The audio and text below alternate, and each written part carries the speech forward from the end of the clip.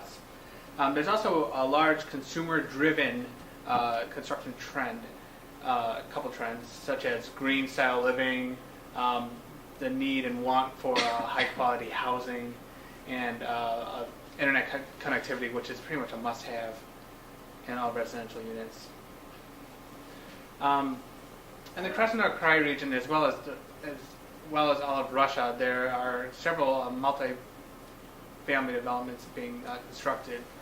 The first of which that we primarily focused our efforts on was the German Village, and we plan to use this as a base and improve upon it. This is actually the German Village is the only one that's actually in construction right now. The Italian and Swiss villages are more of the concept stages right now. These are funded by private investors and development companies based out of Moscow.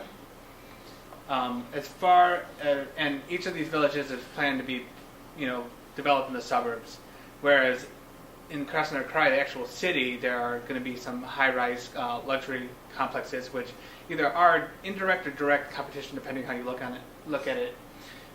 These are similar to condos that are here in Washington D.C., primarily focused on upper middle class or middle class couples with no kids, or very young families, or just single individuals. So the ones that are planned to be built are the English, youth, and French quarters.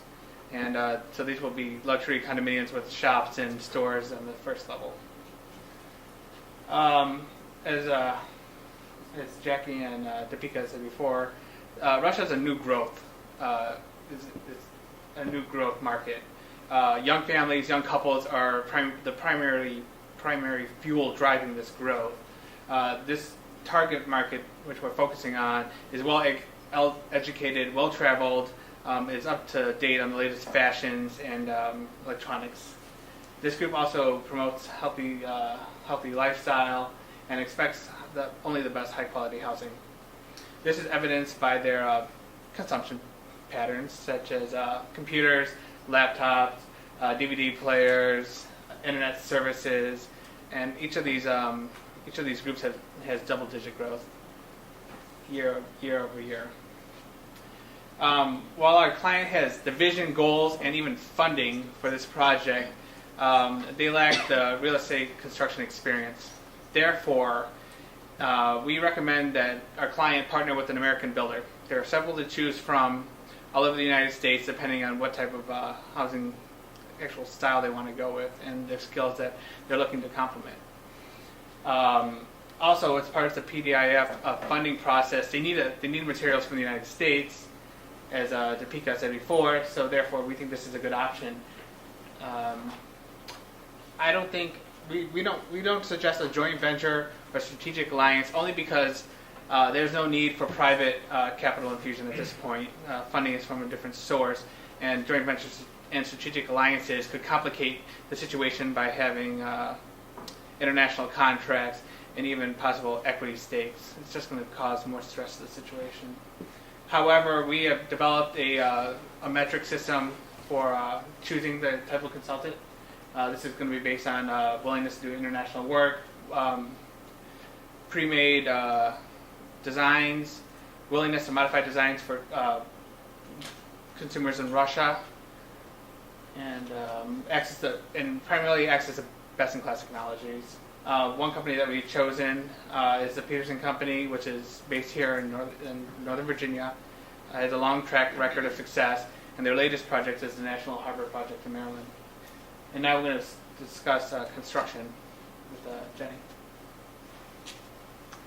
All right. As Deepika mentioned, this is going to be a micro district, which is pretty much a gated community, but with the city involved as well as the houses. And we're going to position it as a lifestyle paradise. And the way we're going to do that is we're going to brand it with, it's going to be a high social status, as Ross was mentioning, with our target market, as well as high quality products. We'll have the latest state-of-the-art technology both inside and outside the homes. We'll also have the comfort and convenience of living in a city, but without the noise, crime, and people getting in the way. Also the sustainability factor of the environmental friendly materials And we'll also have top-line security with 24-hour security measures and a guard manning the entrance at all times. And one feature that we have, which our competitors don't, that kind of bumps us up, is we'll be able to offer home buyers the option of customizing their own home, and we'll put them together with our architects to build their dream home. So I'm going to explain to you what the American Village is actually going to look like, then I'm going to show you a picture. So you can think of it almost kind of like DuPont Circle, where it's going to start with this beautiful circular fountain. You're going to have the businesses, restaurants, shops, and stores that we're going to lease out to companies that are interested in operating at the village. And then further out, you're going to have all the housing complexes. And also in the village, we're going to have a school. We're going to offer a nursery, kindergarten, and elementary school with first priority to the residents. And then depending on how that evolves, we're going to open it up to non-residents. And we're also going to be hiring U.S. educated teachers because this is the American Village. We want to build a reputation as being the best American private school. We're going to have a recreation center. Pretty much we'll have golf course and tennis courts and a very wide range of sports facilities, since a healthy lifestyle is really important to our target market. We'll have a non-denominational church in the village, in which all religions are welcome to.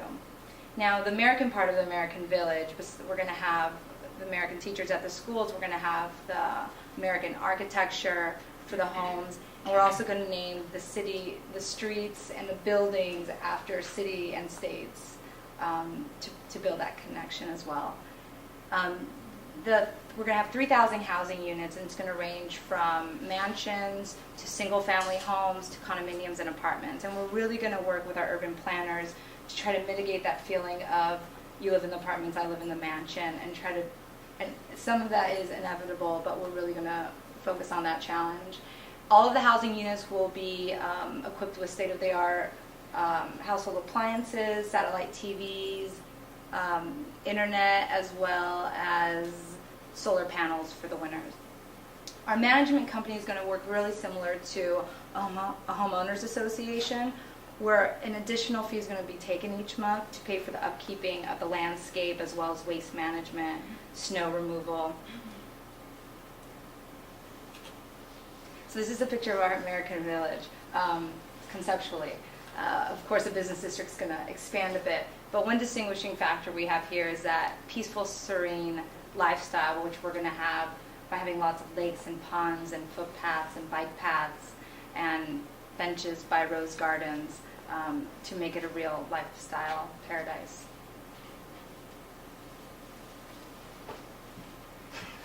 So I'm going to talk about advertising.